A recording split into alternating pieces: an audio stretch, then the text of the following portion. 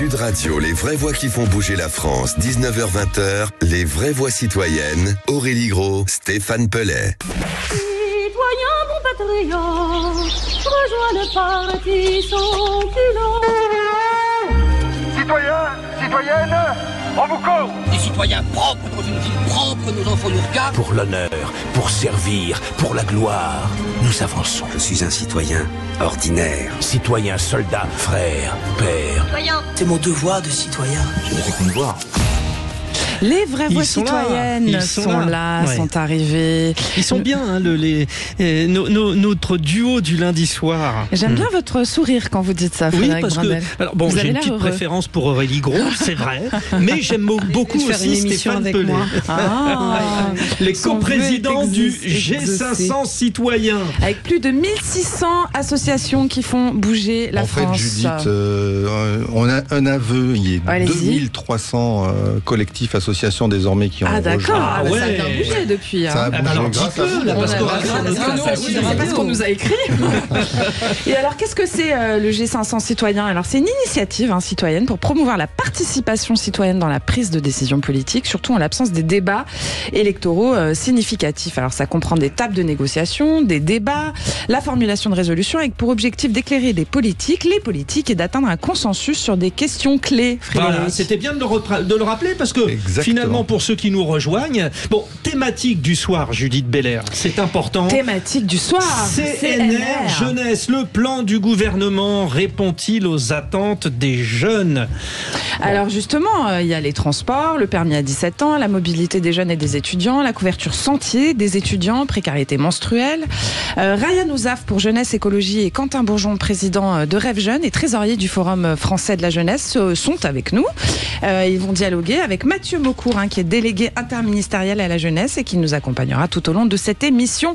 Bienvenue à tous. Bon, nous commençons avec Stéphane Pellet. C'est vous qui ouvrez ce soir, Stéphane. Et oui, on ouvre donc cette spéciale avec le délégué interministériel à la jeunesse. Alors c'est un rôle pas toujours bien connu. Ça serait plus simple de dire secrétaire d'État ou alors ambassadeur des jeunes. Ça sera encore plus simple, n'est-ce pas? Moi j'ai coutume de dire Mathieu délégué de Maucourt. classe des jeunes de France. Voilà, pour expliquer en deux mots, j'essaye de porter les revendications et de revenir avec quelques résultats. Et vous êtes déjà venu sur Sud Radio et à chaque fois c'est très clair, vous êtes hyper efficace. Je le précise. Merci, Ah, j'aime beaucoup vous ça. êtes adoré, Frédéric Brandel, je tiens à le dire. Bon, on verra ça dans 50 minutes, s'il a convaincu la France et s'il a parlé vrai, notre délégué interministériel. En tous les cas, il n'a pas le rôle décisionnaire au final, puisque c'est le Premier ministre ou le Président de la République sur toutes ces grandes mesures, mais en tous les cas, il a essayé de donner de la cohérence à cette politique jeunesse du gouvernement, d'abord par une méthode participative. C'est ce que vous avez dit tout à l'heure, c'est le fameux CNR Jeunesse, Conseil National de la Refondation,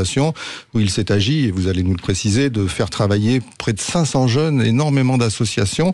Et ça nous plaît beaucoup dans les vraies voix citoyennes. C'est pour ça qu'on voulait vous inviter. Puis aussi, presque un an après, vous avez des mesures peut-être dont il faudrait nous parler. Est-ce qu'elles ont fonctionné? Est-ce qu'il y a des mesures phares? Qu'est-ce qui est bien accueilli? Voilà. On voudrait que vous nous racontiez tout ça pour commencer. Et ensuite, on rentrera dans le détail avec les associations que nous avons invitées ce soir. Et ne nous dites pas que tout va bien, ne soyez pas langue de bois. Je vous ai placé très haut. Parlons vrai. Non, promis, je vais parler vrai, c'est très important. Je prétends évidemment pas que tout aille bien. En revanche, on fait des efforts tous les jours pour essayer d'améliorer les situations. Il y a 1 an et demi, Elisabeth Borne, la première ministre alors, m'avait appelé en me disant Mathieu, j'ai besoin que tu sois là demain matin, on va s'occuper des jeunes et j'ai envie qu'on accélère. Et le lendemain matin, j'étais là, j'ai échangé avec elle et très vite, je lui ai dit on a besoin de consulter les jeunes et moi je n'ai pas envie d'arriver et de dérouler une feuille de route gouvernementale qu'on aurait construite tout seul dans nos bureaux. C'était vraiment important vous savez, quand on est en responsabilité, on a, en tout cas moi j'ai l'obsession de ne pas être tout seul intelligent dans ma tour d'ivoire ou pseudo intelligent dans ma tour d'ivoire et vraiment c'était hyper important de faire participer les jeunes. Et donc on a inventé une méthode qui est un peu originale de consultation. Vous savez, dans les consultations traditionnellement on demande leur avis à un certain nombre de personnes, on les fait travailler pendant un long moment, 5, 6, 7 mois et puis à la fin on récupère un peu la copie et souvent on est un peu surpris de ce qui sort et on est un peu embêté parce que on peut pas forcément mettre en œuvre les mesures qui ont été proposées parce qu'elles sont parfois un peu irréalistes ou trop loin de ce qu'on est capable de faire. C'est le principe de la jeunesse, là, c'est normal. Ouais. Mais là, on s'est dit d'emblée avec les associations, et Quentin Bourgeon qui est là avec nous pourra aussi en témoigner, on s'est dit d'emblée, on a envie de faire quelque chose ensemble d'utile. Et donc pour ça, il faut qu'on arrive à trouver ensemble des propositions sur lesquelles on a une chance quand même non nulle d'avoir une suite politique. Et donc très vite, on s'est posé avec les associations de jeunesse, mais aussi avec des jeunes qui ne faisaient pas partie d'associations. On va recevoir tout à l'heure Ryan Ouzaf, qui était à l'époque éco-délégué. L'association Jeunesse Écologie. Exactement. D'ailleurs, il est là, on peut lui dire bonsoir. Bonsoir. Salut Ryan, qui était là. Salut, bonsoir. Bonsoir, ça marche. Oui, parce que les jeunes, la nouvelle technologie, ils connaissent, donc ça marche, ça fonctionne. Pourquoi bien. vous me regardez quand vous dites ça? Parce que vous en faites partie, justement. On n'est pas loin du boomer, quand même. Allez-y, on vous écoute, Ryan. Alors oui, on va peut-être juste, avant ça, demander à Mathieu Mocor, quand même, pour brosser ce portrait. Donc, d'abord, quelle était l'ampleur, quand même? C'est important, parce que vous parlez d'ailleurs de consultation. Attention, parce que vous êtes à côté d'Aurélie Gros, qui est quand même la grande prêtresse de la démocratie participative dans ce pays, et c'est plutôt de la concertation d'ailleurs que vous avez fait. On a fait plutôt de la concertation, effectivement. En gros, on a réuni à peu près 500 jeunes à qui on a demandé leur avis sur plein de sujets. Très rapidement, on a essayé de formaliser une trentaine de pistes, de propositions sur lesquelles on a choisi de travailler. Par exemple, le remboursement des protections périodiques pour les jeunes femmes. Et simplement, on s'est dit d'emblée, si on s'en tient juste à ça, ça va pas beaucoup nous aider pour la prise de décision politique. En revanche, si on commence à se dire, ok, quel type de protection périodique on rembourse, combien ça va coûter, comment on définit le contenu des protections qu'on met à disposition, est-ce qu'on passe par les pharmacies, est-ce qu'on passe par une plateforme en ligne, etc., etc. En gros, si on arrive avec une proposition réellement détaillée, là on a une chance que la parole politique puisse suivre et que la prise de décision politique intervienne. Et ça a été toute l'originalité, je crois, de ce travail, c'est qu'en 2 mois, on a défini les pistes de proposition qu'on a choisi d'étudier, et ensuite les jeunes se sont mis par groupe de 2 ou 3 et sont allés voir les experts à l'intérieur de l'État et en dehors de l'État pour construire eux-mêmes les propositions. Ce qui nous a permis, à la fin, au bout de 6 mois, on avait quelque chose qui était quasi prêt à l'emploi. Autre exemple de proposition? Oui, parce qu'il y en a 30, on ne va pas donner les 30. Un autre exemple, par exemple, les stages de seconde qui deviennent obligatoires cette année. Pour en trouver, c'est ça me concerne. Alors ma fille a eu son stage de 3e, mais l'année prochaine, l'année prochaine. Alors pour être tout à fait, donc c'est pour ceux qui nous écoutent, vous savez, souvent vos enfants, vous-même, avez fait un stage en 3e d'une semaine, et en fait pas mal de jeunes nous ont dit, le stage de 3e, en fait c'est pas si mal, mais c'est un peu tôt dans le parcours, on aimerait bien en faire un en fin de seconde. Et donc la décision qui a été prise, c'est de rendre obligatoire en fin de seconde le fait de faire un stage de 2 semaines cette année, du 17 au 28 juin. D'accord. Et effectivement, c'est un challenge un peu pour trouver le stage. Les établissements se mobilisent, les réseaux familiaux évidemment se mobilisent, l'État se mobilise aussi. On a plusieurs dizaines de milliers d'offres qui sont accessibles maintenant sur un site qui s'appelle unjeunesolution.gouv.fr. Mais c'est vrai que c'est quelque chose de nouveau, mais c'était là encore une demande qui avait été formulée par pas mal de jeunes. Encore une fois, c'est pas 100% des jeunes, mais beaucoup l'avaient demandé. Ça avait fait partie des propositions finales de la concertation. Et le Premier ministre, à l'époque ministre de l'Éducation nationale, avait embrayé en septembre dernier. Voilà, c'est Gabriel Attal en l'occurrence. Exactement, bien sûr, pour ne pas le nommer. Alors on revient à vous, Ryan. Ryan Ouzaf, je rappelle que vous êtes de l'association, pardonnez-moi, Jeunesse Écologie. On vous écoute, Ryan. Et puis vous étiez éco-délégué, Ryan, c'est ça, au moment du CNR Jeunesse. C'est ça. Donc racontez-nous les grandes propositions que vous avez faites, et puis comment vous avez réussi à convaincre, au-delà même de Mathieu Mocor, on va dire le président, parce que une des mesures dans votre secteur, c'est le fameux permis à 17 ans, on en reparlera tout à l'heure, mais comment vous avez fait pour cette mesure farce adoptée? Alors en tout cas bonsoir à tous déjà. Bonsoir Ryan. Et comme vous l'avez dit, j'ai pu avoir la chance d'avoir fait partie du CNR Jeunesse à l'époque, l'année dernière. C'était Mathieu Mocor qui organisait, on va dire, qui a agencé tout ça. C'était un peu notre chef d'orchestre, si on peut dire les choses ainsi. Vous pouvez le dire, il est sympa ou pas? Mathieu. Ça restera entre nous. En tout cas, très sympa. Enfin, moi, quand on m'a dit que quelqu'un du gouvernement allait appeler, j'étais à mode je m'attendais un peu à tout. Et quand il m'appelle, il me dit salut, ça va Ryan, comment tu vas et tout, à toutes. J'avoue que j'étais un peu Ça vous a rassuré, quoi? Oui, ça m'a rassuré, ça m'a surpris, c'était assez drôle. Enfin, donc, ouais. Comme quoi, il y a des Quelqu'un de politiques qui sympathique. sont dans l'action, quoi. Oui, bah c'est sûr. Alors. Et grâce à lui, bon. Donc, on a tous été réunis, on a été invités, etc., de différentes manières. J'avoue, je connais pas les 500 personnes qui ont pu faire partie du CNR. Et donc, chacun après est un peu dispatché dans son domaine, on va dire, de prédilection, son domaine dont il s'y connaît le plus. Bon, moi, j'étais éco-délégué, donc j'étais un peu chargé, on va dire, de savoir quoi faire pour l'écologie à l'école, par exemple. C'était un de mes premiers travaux, je travaillais avec d'autres personnes à propos de ce sujet, sur l'écologie à l'école. On a pu proposer 2-3 trucs, comment faire en sorte de pousser les jeunes à s'intéresser un peu plus à l'écologie, savoir les grands enjeux, de comment ça allait pouvoir se passer, en toute l'éducation, en fait, toute la partie éducative. Et j'ai pu aussi faire la partie avec la mobilité, avec une autre personne qui s'appelle Mathieu, où cette fois-ci on a proposé le passe-train, on va dire en quelque sorte. Le passe-train. C'est ça, le passe-rail, je crois qu'il s'appelle. Ah oui, le passe-train pour le train. Voilà. Moi je disais ouais, exactement. Voilà, c'est quoi? La blondeur, c'est une attitude. C'est pas le bonnet au Moyen-Âge, le passe-train. Mais justement, Ryan, d'un mot, parce que je crois que. Oui, on va y revenir tout de suite. Juste d'un mot, c'est étonnant, non? Vous avez fait des propositions qui pouvaient être des doux rêves, quoi. Hein, voyager avec les TER, je crois, pour 1 euro, etc., le permis à 17 ans, etc. Et finalement, ça devient des mesures. Tout le monde doit vous prendre pour Dieu sur terre dans vos copains. Non, ils trouvent ça sympathique. Et en fait, on va dire, ça permet un peu de nous donner de la voix. Parce que on sait que parfois les jeunes, on peut être entendu, on va dire, on entend qu'on fait du bruit dans le fond, mais est-ce qu'on est réellement écouté? C'est pas toujours le cas en fait. Donc là, il y a un peu un moyen d'avoir une représentation de la jeunesse, on va dire, parfois dans un gouvernement qui peut être considéré comme qui nous écoute pas assez, qui est un peu vieilleux ou quoi. Bon, allez, restez là. avec nous, restez avec nous, Ryan Wazaf. On parlera de votre projet d'aller en TGV sur la Lune après. À 1 euro, on a dit. Allez, les vraies voix citoyennes continuent. On vous rappelle la question qu'on se pose ce soir sur le CNR Jeunesse. Est-ce que le plan du gouvernement répond aux attentes des jeunes? Eh bien, pour avoir la réponse, il faut rester sur Sud Radio. À tout de suite. Sud Radio, votre attention. Sud Radio, les vraies voix qui font bouger la France, 19h-20h, les vraies voix citoyennes, Aurélie Gros, Stéphane Pellet. Et le plan du gouvernement sur le CNR Jeunesse, répond-il aux attentes des jeunes? C'est la question qu'on pose à nos invités ce soir. Vous avez envie de nous rappeler un petit peu nos invités, Frédéric Brandel? Oui, parce que derrière Stéphane Pellet et Aurélie Gros, qui sont là, vous me rassurez, Stéphane, vous êtes bien là. A priori. Comme tous les lundis. Et vous, Aurélie, vous êtes là? Voilà. Ouais, alors le G500, on le rappelle. Et ce soir, spécial jeunesse. Évidemment, nous avons Mathieu Maucor, délégué interministériel à la jeunesse.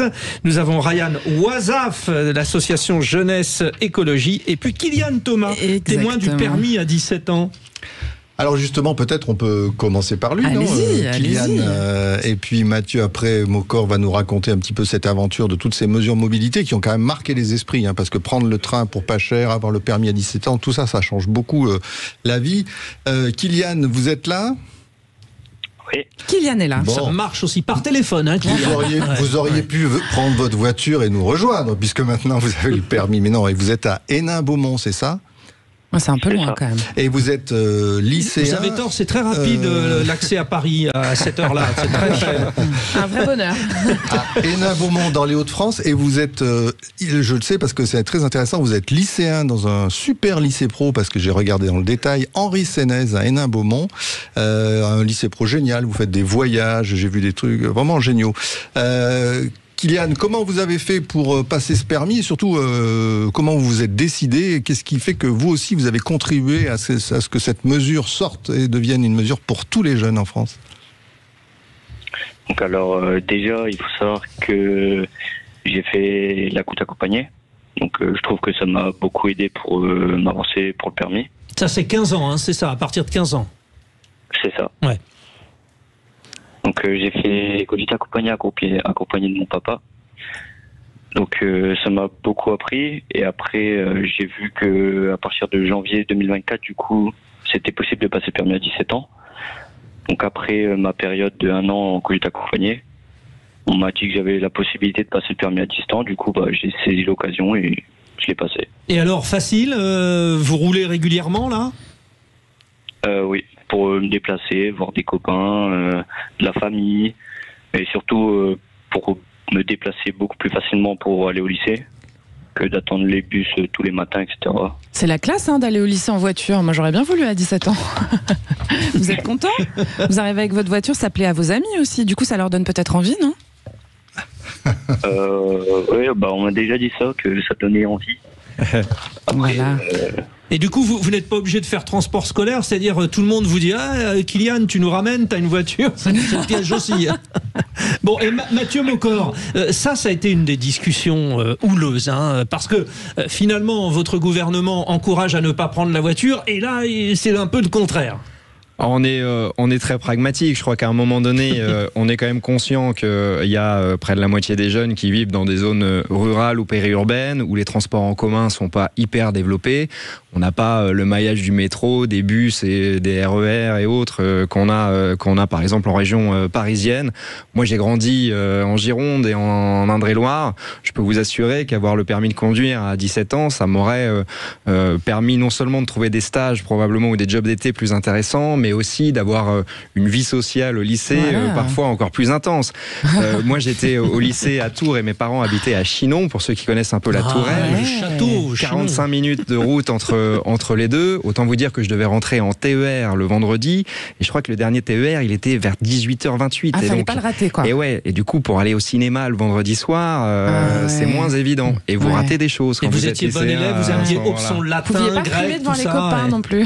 Non, alors je faisais pas toutes les options. J'étais un bon élève, mais un élève qui avait quand même envie de se déplacer un peu plus et de pouvoir plus facilement rester un peu le vendredi soir pour rentrer à la maison un peu plus tard. Stéphane Pelé. Mais justement, derrière la question de Frédéric, il y a quelque chose d'intéressant, c'est comment vous avez fait... ça m'arrive. Vous avez fait l'accord avec...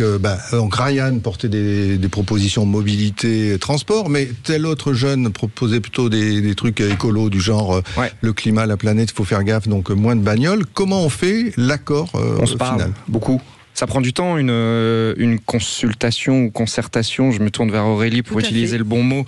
Concertation, je crois. Moi, j'ai une question aussi. Et ça prend du temps de faire une concertation réussie. Je crois que il faut, pour que chacun bouge légèrement de position, comprenne la position de l'autre. Il a fallu, par exemple, qu'Emeline, qui habitait du côté de Chalon-sur-Saône, elle nous décrive le fait qu'elle avait même pas le bus qui arrivait dans son village et qu'elle était obligée, quand elle rentrait de son internat au lycée, de rentrer en bus dans une ville qui était à 20 minutes de chez elle et d'avoir ses parents qui allaient la chercher directement. Et donc, quand elle explique à tout le monde que quand même, pour elle, le permis de conduire, c'est important et qu'elle n'a pas d'autre solution que la voiture individuelle, même si elle reconnaît qu'il faut que la voiture individuelle soit la plus écologiquement responsable possible, forcément, en face, ceux qui ont une sensibilité écologique plus importante, ils écoutent. Et inversement, on a aussi laissé la place à ceux qui avaient une sensibilité écologique très forte, et c'était normal, pour travailler sur une mesure pour l'accès au train beaucoup plus facile pour les jeunes. C'est Ryan notamment qui a bossé sur ce sujet-là. Et in fine, en fait, chacun a compris qu'il y avait un petit bout de France que chacun représentait. Et les mesures qui ont été présentées à la fin, c'est des mesures sur lesquelles il y avait une forme de consensus collectif. Ça ne veut pas dire un accord collectif à 100%. Tout le monde n'était pas d'accord avec 100% des mesures, mais tout le monde était d'accord pour se dire que si toutes les mesures qu'on proposait étaient prises, la situation sera meilleure demain que ce qu'elle était hier. Voilà. Alors ça, justement, vous avez posé une question à Aurélie Gros, mais du coup, elle en a une. Oui, mais moi j'ai une question. Oui, effectivement, moi je trouve ça très bien, parce que même rien que pour l'accès à la culture, le fait de pouvoir proposer, on sait très bien que la culture est plutôt dans les grandes villes, donc certains jeunes n'ont pas accès à cette culture parce qu'ils n'ont pas les transports pour pouvoir y aller, par exemple. Seul exemple. Mais je pense qu'il reste quand même un travail à faire, alors ce qui ne dépend pas forcément de vous, mais vous pouvez être un peu lobbyeur dans l'affaire avec les assurances voitures, parce que c'est assez compliqué. Je vais pas vous dire c'est du vécu, mais quand même un peu. C'est du bonus, si j'osais. C'est du bonus. Et ma deuxième question, comme ça je fais mes deux questions en une. Permis et puis après, vous nous quittez, c'est ça? Non, vous pas restez du tout, jusqu'à la fin. Jusqu'à la fin. On la garde. Permis à 17 ans. Et à quand la participation aux élections municipales des jeunes à partir de 16 ans. Mathieu Mocor, le délégué interministériel à la jeunesse. Alors pour répondre à la première question sur l'assurance, on a échangé évidemment avec les assureurs. C'était très important pour nous que le jeune à 17 ans n'ait pas une police d'assurance supérieure à ce qu'il avait à 18, 19 ou 20 ans. D'autant plus que ce sont les parents, probablement peut-être dans votre cas Aurélie, qui doivent payer cette police d'assurance puisque le jeune n'est pas encore majeur au sens légal du terme.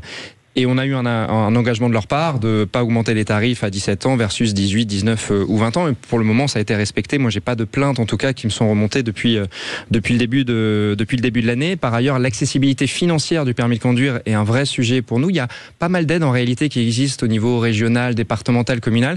Et c'est pour ça qu'on a accompagné le lancement de la mesure au début du mois de janvier par le lancement d'un module en ligne qui s'appelle Un jeune, un permis, qui se retrouve aussi sur le site Un jeune, une solution en ligne. Très un truc. Oui, c'est un petit slogan qu'on a. Donc on une le petite fin, une baguette, ça va prendre aussi. Ça c'est pas mal. Mais non, on a mis à disposition un simulateur d'aide qui permet de dire bonjour, je suis Mathieu, j'ai 17 ans, j'habite à tel endroit.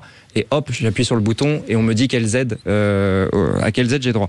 Et ce permis à 17 ans, c'est aussi une mesure qui, symboliquement, disait aux jeunes, si on n'a pas de bonne raison de ne pas vous faire confiance, et on n'avait pas de bonne raison quand on regardait les autres pays qui le faisaient déjà d'un point de vue sécurité routière, de ne pas mettre le permis à 17 versus 18 ans, si on n'a pas de bonne raison de ne pas vous faire confiance, normalement, on doit vous faire confiance le plus tôt possible. Et je suis d'accord avec Aurélie Gros sur le fait que à 17 ans, par exemple, on pourrait tout à fait imaginer que les jeunes puissent voter aux élections municipales, et ça faisait d'ailleurs partie des propositions du Conseil national de la refondation. Les 2/3 des propositions ont été suivies des faits jusqu'à présent. Celle-ci, pas encore, mais je ne lâche pas le morceau. À titre personnel, j'en suis en plus très convaincu et j'espère qu'on y arrivera. C'est une résolution du G500. J'en suis ravi. On va te pousser tous ensemble. C'est ça la politique, c'est de réussir à faire des alliances et de pousser tous ensemble. Et je me résoudrai jamais à ce que cette mesure ne soit pas prise, mais je tenterai jusqu'au bout. Une longue parenthèse. Continuons. Allez, on retourne vers vous, Kylian Thomas. Je rappelle que vous avez eu votre permis, témoin permis à 17 ans. Alors je veux savoir si, quand on écoute Mathieu Maucourt et toutes ces mesures dont il nous parle, je voulais savoir si c'est ce qui vous a accompagné, si vous en êtes satisfait, si vous pensez qu'il faut faire mieux, moins bien. Alors, satisfait, oui. Parce que du coup, comme je vous ai dit, je peux me déplacer beaucoup plus facilement. Ouais. Après, dans l'accession au permis elle-même, ça n'a pas été trop compliqué pour vous ? Non, parce que du coup, j'ai de la chance d'avoir des parents qui m'ont soutenu par rapport à ça. Mmh. Donc, même c'est pareil pour le cas de ma voiture. Du coup... j'ai eu de la chance parce que du coup j'ai rien payé dessus. Merci papa, maman. Ouais, d'accord. Et sur les mesures juste parce que Ryan au hasard non plus. Ryan. Oui, alors Ryan, sur vous qui êtes un peu l'écolo là sur ce débat, vous avez alerté, vous avez dit attention, stop, non ? Sur les voitures. Oui. Pour le permis à 17 ans, franchement, je peux largement comprendre le problème de Kylian. Enfin, j'ai des amis aussi qui avaient besoin, on va dire, du permis à 17 ans au lycée ou quoi. Enfin, évidemment, comme l'a dit Mathieu plus tôt, c'est mieux quand on peut prendre des transports de manière plus écologique. Maintenant, on va pas non plus obliger les gens à tout arrêter ou quoi. Kylian en a besoin. Plein de gens en ont besoin, des amis à moi en ont besoin, donc évidemment que s'il faut le faire et qu'on a besoin de le faire, surtout c'est le plus important à savoir, s'il faut le faire et qu'on a besoin, évidemment, qu'il y aille quoi. On a une petite minute, Ryan, juste une autre grande décision pour vous qui va dans le sens de l'écologie qui a été prise, allez-y. Oui, donc évidemment le pass-rail, justement j'en parlais plus tôt, justement pour permettre en fait aux jeunes d'avoir une égalité de chance à propos des voyages, des vacances ou quoi. Et de pouvoir visiter, on va dire, la France aussi, parce que il y a plein de jeunes qui veulent visiter et partir en voyage, en vacances. Maintenant, on va dire, entre un train SNCF qui va coûter, je sais pas, 100 € aller-retour vers Marseille, et un avion qui nous emmène, je sais pas, à Londres, à Copenhague pour 30 €. Je pense que tout le monde serait tenté de prendre quand même l'avion à 30 €. Et ça, j'ai envie de dire, j'ai pas envie de jeter la pierre, hein. C'est humain, c'est humain. Voilà, exactement. Alors moi, si on veut voyager, Je vous fais une proposition, Ryan, puisque vous voyez que tout ça, c'est l'art du compromis. Vous êtes chargé du dossier des retraites maintenant. Vous vous faites brancher, hein. Bon, alors. Non, mais bravo pour tout ce que vous avez fait. Continuons en tout cas cette belle émission. Le CNR Jeunesse, le plan du gouvernement répond-il aux attentes des jeunes? Restez avec nous. On se retrouve juste dans pas longtemps avec Mathieu Maucourt, délégué interministériel à la jeunesse, et Quentin Bourgeon, qui est président de Rêve Jeune et trésorier du Forum français de la jeunesse pour les vraies voix citoyennes. À tout de suite. Sud Radio, les vraies voix qui font bouger la France, 19h-20h, les vraies voix citoyennes, Aurélie Gros, Stéphane Pellet.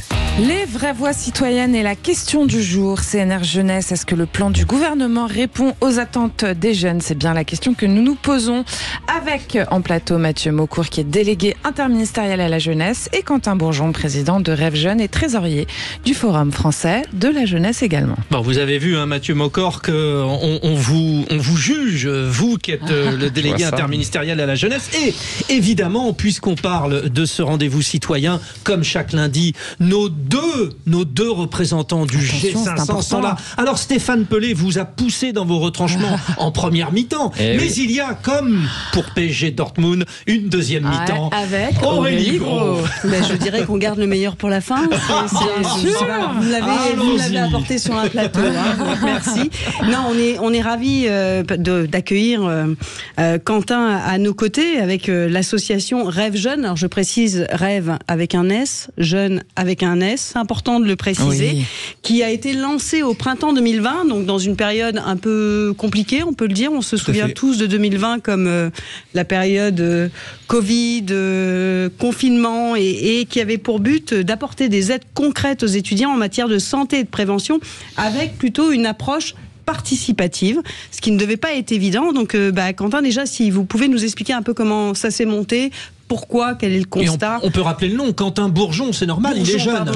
C'est facile, ça c'est odieux. C'est le côté grande famille, hein, quand on appelle les personnes par leur prénom. Voilà. Quentin Bourgeon. Exactement, je ne sais pas si on m'entend bien ou pas. Ah bah parfaitement, très bien.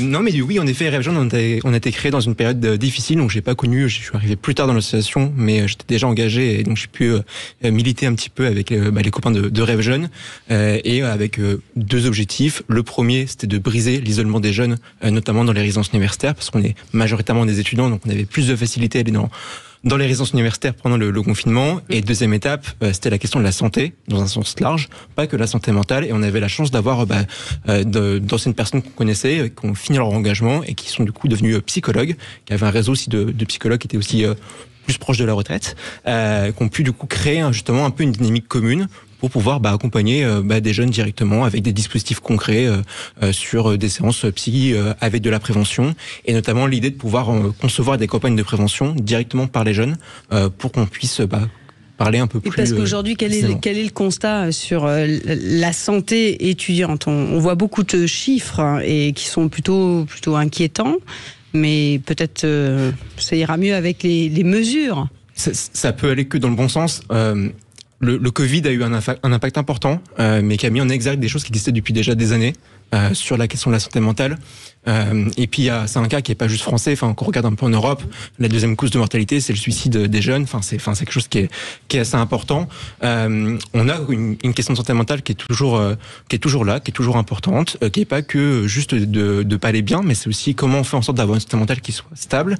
Et des dispositifs qui ont été mis en place assez rapidement après le Covid, notamment le dispositif Mon Psy, et d'autres dispositifs qui étaient aussi un peu plus spécifiques sur les étudiants, qui étaient parfois un peu limités, notamment en termes de séances.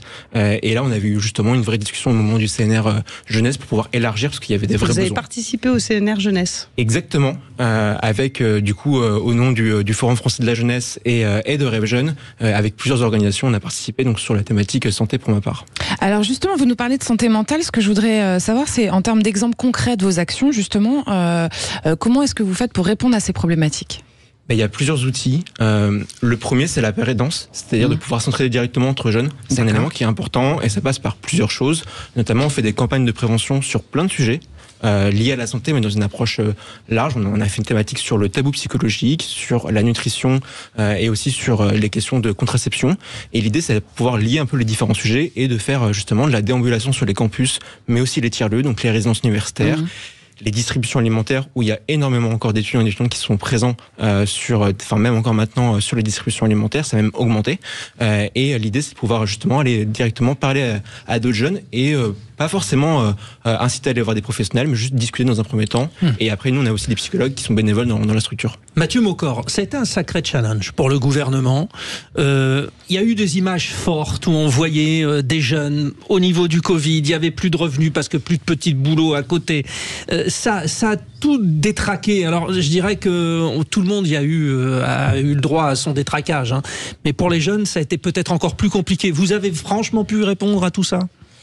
Écoutez, en tout cas, on a déjà constaté la chose. Vous savez, c'était la phrase du président de la République. C'est pas facile d'avoir 20 ans en 2020. Et je pense que, vous savez, quand vous avez des étudiants en face de vous qui vous disent, moi j'avais 2 années en BTS, je les ai fait à distance. Et quand même, j'ai un peu raté le moment de ma vie où je me construis un réseau, des potes, etc. et des expériences sur des souvenirs sociaux essentiels. Forcément, ça nous interpelle très fortement. Il y a 2 problématiques qui ont été soulevées pendant le Covid. La problématique de l'accès à l'alimentation, notamment pour les jeunes qu'on avait besoin. C'est pour ça que les repas à 1 euro pour les étudiants boursiers ont été mis en place, y compris pour les étudiants qui ne sont pas boursiers, mais qui en ont besoin pour d'autres raisons sociales. Ça se déploie et ça continue à se déployer. On va également, à la rentrée prochaine, déployer une aide directe pour les jeunes qui n'ont pas accès à ces repas-là près de chez eux, parce que c'est des repas qui sont accessibles dans des restaurants Crous, et les restaurants Crous ne sont pas disponibles partout sur les territoires. Donc on travaille là pour avoir une carte ou une aide qui permette de pouvoir avoir accès à des magasins près de chez soi pour se payer plus facilement à manger. Donc c'est la première chose. On sait qu'il y a encore des difficultés. Moi, je prétends pas que tout est parfait. En revanche, il y a vraiment une action forte qui a été prise sur ce sujet, avec aussi une revalorisation des bourses étudiantes l'an dernier. On le dit pas très souvent, mais les bourses étudiantes ont été augmentées en moyenne de 15% l'an dernier. Donc c'est le minima social qui a le plus augmenté en 2023. Encore une fois, pas d'autosatisfecit sur le sujet. On sait qu'il y a encore des jeunes qui souffrent et c'est une préoccupation, moi, tous les matins, évidemment. Et le deuxième gros sujet, c'est la santé mentale, le fait de s'être retrouvé entre 4 murs, parfois de nouveau avec papa-maman en permanence. Et on sait que c'est pas forcément facile quand on a 19 ou 20 ans. Pourquoi vous dites ça ? Je comprends pas. Je vous parlerai de mes experts. Non, c'est pas vrai. Moi, j'ai eu la chance de vivre dans une famille formidable. Si mes parents écoutent, ils vont m'engueuler. Mais forcément... Et puis vous aviez un jardin de 800 mètres carrés, je crois. Non, pas du tout. Non. Ça, maintenant, j'ai le jardin du ministère qui est pas mal, mais à l'époque, mais je sais qu'on peut vous charrier, Mathieu. Vous pouvez y aller sans problème. Mais c'est vrai que beaucoup nous ont dit l'accès aux psychologues, c'est important quand on en ressent le besoin. Et le gouvernement à l'époque avait pris une mesure qui était de dire on rend accessible 8 sessions de psy gratuites pour les jeunes qui en ont besoin. Mais quand on a fait la concertation du Conseil national de la refondation consacrée à la jeunesse, plusieurs associations, dont Quentin, nous ont dit ça marche pas hyper bien. Ça marche pas hyper bien parce que certains jeunes ont besoin de plus que 8 séances gratuites. Pas une majorité, une relative minorité, mais quand même c'était important. Et par ailleurs, il n'y a pas assez de psychologues qui se sont inscrits dans le dispositif. Et donc, il y a des endroits sur le territoire où on a des difficultés à trouver un psychologue. Et donc, la décision qui a été prise il y a 3 semaines maintenant, puisque parfois ça prend un peu de temps, le processus de décision politique, c'est de rendre accessible dès cet été 12 sessions plutôt que 8 gratuites de psychologues. Les psychologues vont être maintenant payés 50 € au lieu de 30 € la session. On pense qu'on va en avoir davantage. Et on fait une troisième chose, c'est que jusqu'à présent, il était obligatoire de passer par un médecin traitant pour pouvoir ensuite avoir accès à la session gratuite de psychologue. Et maintenant, on a supprimé cette condition pour notamment que le jeune qui n'a pas accès à un médecin traitant ou un service de santé universitaire, qui n'est pas étudiant par exemple, et qui se sent en difficulté, puisse quand même avoir accès à un psychologue facilement. On porte beaucoup d'espoir dans cette réforme. Je crois que c'était des évolutions qui étaient demandées, qui faisaient partie des propositions. À suivre. Quentin Bourgeon a acquiescé. Non, mais alors moi je propose qu'on lui donne le sort de la médecine généraliste parce que honnêtement là vous allez nous passer des consultations. Médecin pour demain sera heureux. Un petit message politique comme ça d'Aurélie Gros. Il est très bien. Je l'ai dit. C'est sincère. Alors moi j'aimerais faire une mention spéciale parce qu'effectivement c'est très bien, mais on parle beaucoup de précarité alimentaire qui existe toujours chez les étudiants. Et j'aimerais rappeler que le trophée Sud Radio G500 à Marseille l'année dernière a été gagné par l'équipage solidaire qui a monté une plateforme Delivered et qui a besoin de soutien, qui a besoin qu'on les aide. Et Quentin acquiesce. Et voilà. C'est quoi de soutien des grosses entreprises qui vont apporter un peu de du soutien de la part des décideurs politiques et du soutien de la part des grosses entreprises qui peuvent donner des fonds. Donc du monde privé, il faut qu'ils s'investissent un petit peu. Il faut s'investir parce que c'est aussi les associations qui viennent en soutien. Exactement, qui délivrent des paniers repas en l'occurrence aux étudiants qui en ont besoin, c'est hyper important et c'est pour ça que les associations et l'action politique publique, c'est toujours très complémentaire.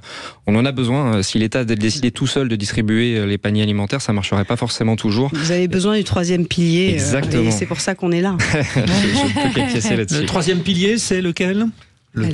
C'est Aurélie Gros. C'est nous. C'est le G500, le Sommet citoyen, toutes ces associations qui s'investissent au quotidien pour changer le quotidien des Français. Il voulait juste que vous vous répétiez un peu. C'est pas pour moi en plus, c'est pour tous ces gens qui au quotidien s'engagent pour les autres. Allez, vous restez avec nous pour la suite de ce débat passionnant. On va bientôt se quitter, mais on est encore là avec Mathieu. Parce qu'on parle des rêves de jeunes, il y en a plein des rêves quand on est jeune, donc on n'a pas terminé. On peut faire 3 heures là-dessus. Vous rêvez encore, c'est ça Frédéric ? Non, mais je ne suis plus jeune, mais je rêve encore. Quentin qui rêve. Voilà, on est avec Quentin Bourgeon aussi, président de Rêve Jeune, justement. Mathieu Maucourt, qui est délégué interministériel à la jeunesse. Aurélie Gros et Stéphane Pellet, coprésident du G500 Citoyens. À tout de suite. Bougez la France, 19h-20h, les vraies voix citoyennes. Aurélie Gros, Stéphane Pellet. Les vraies voix citoyennes continuent. Nous avons en plateau avec nous Mathieu Maucourt, qui est délégué interministériel à la jeunesse, Quentin Bourgeon, président de Rêve au pluriel, Jeune au pluriel et trésorier du Forum français de la jeunesse, bien sûr avec Aurélie Gros et Stéphane Pellet, coprésident du G500 Citoyens. La question que nous nous posons, bien sûr, avec ce plan du gouvernement, le CNR Jeunesse, les problématiques sont-elles bien abordées ? Est-ce que des questions sont apportées ? Des questions justement avec Quentin Bourgeon, président de Rêve Jeune et trésorier du Forum français de la jeunesse. Nous vous le laissons, chère Aurélie Gros. Non, mais moi la question que j'aurais à poser aussi, oui, évidemment. Voilà, il y a eu des mesures, j'imagine, vous avez participé au CNR Jeunesse, vous avez fait des propositions, donc j'imagine qu'il y a des mesures qui ont été adoptées, et vous pensez qu'il y a encore des mesures, il faut aller encore plus loin. Oui. Avez-vous aussi quelques recommandations ? C'est le moment. Tout à fait. Mais déjà, ce CNR Jeunesse était assez particulier, c'était dans une période où c'était un peu compliqué en termes de mobilisation, et notamment, j'étais avec d'autres organisations qui sont représentatives et qui existent depuis très longtemps en France de jeunesse, du coup, notamment du Forum français de la jeunesse. Et en fait, on a eu, pour revenir un peu sur les discours qu'on avait tout à l'heure, on a eu un discours de vérité de la part de Mathieu Maucourt. C'est quelque chose qui était important parce que c'était pas forcément facile. On savait qu'il y avait des mesures qu'on voulait porter qui n'allait pas être validée parce qu'elle coûte très cher. Lesquelles, par exemple ? L'allocation d'autonomie, pour en citer qu'une, qui coûte donc le fait que les étudiants puissent avoir une aide financière pour financer leurs études et vivre correctement. Le fameux revenu jeune qui exactement. existe au Danemark, entre autres. En tout cas une version, mais voilà, des mesures fortes qu'on voulait porter, et notamment sur la santé, on a eu beaucoup d'échanges, donc ça a mis du temps, comme c'était expliqué tout à l'heure sur la méthodologie. C'est quelque chose qui était intéressant de pouvoir confronter un peu différentes positions, notamment sur la question des protections périodiques. Je pense que c'est important aussi d'y revenir, parce que c'est quelque chose qui est revendiqué depuis longtemps, notamment dans le milieu étudiant. Ça a été mis en place d'abord par les associations étudiantes et les mutuelles étudiantes, puis par le ministère. Et donc l'ouvrir à l'ensemble des jeunes, c'est quelque chose qui est intéressant en preuve dessus. Et après, il y a toujours besoin d'affiner, de voir un peu comment on va plus loin dessus. Et notamment, nous, ce qu'on aimerait bien, c'est avoir un plan de santé global et pas juste une succession de mesures, mais donc les préservatifs, puis après il y a les protections périodiques, mais d'avoir quelque chose de global sur la santé des jeunes pour que ce soit compréhensible, qu'il y ait un meilleur recours au droit, et aussi qu'on puisse directement mettre tous les jeunes autour de la table. Et donc ça, c'est un peu aussi, et c'est pour ça que je suis ravi d'être là, de voir la suite du CNR Jeunesse, qu'est-ce qui se passe après, et donc c'est plutôt rassurant de voir qu'il y a un suivi des mesures et qu'il y a des choses qui se mettent en place concrètement. Alors, on a parlé de la santé mentale, on parle des problèmes de sexualité aussi, bien sûr, mais d'une manière générale, le corps. Tout à l'heure, nous parlions de cette période du Covid. Ceux qui avaient du sport, par exemple, et qui envisageaient de devenir des grands champions, pendant 2 ans, rien, donc c'est fini, vous passez votre tour. La pratique du sport pour les jeunes. Il y a plein de jeunes aujourd'hui qui ont des TD jusqu'à je ne sais pas l'heure, et impossible d'aller à l'entraînement. Faut faire quelque chose, c'est l'année des JO, Mathieu Maucourt. Vous voulez qu'on supprime Frédéric des heures? n'aime pas du tout le sport. Mais pas du tout. Ça, je vous laisse régler vos comptes avec lui. Il m'a l'air d'être en très bonne condition physique. Pourtant, si je peux me permettre.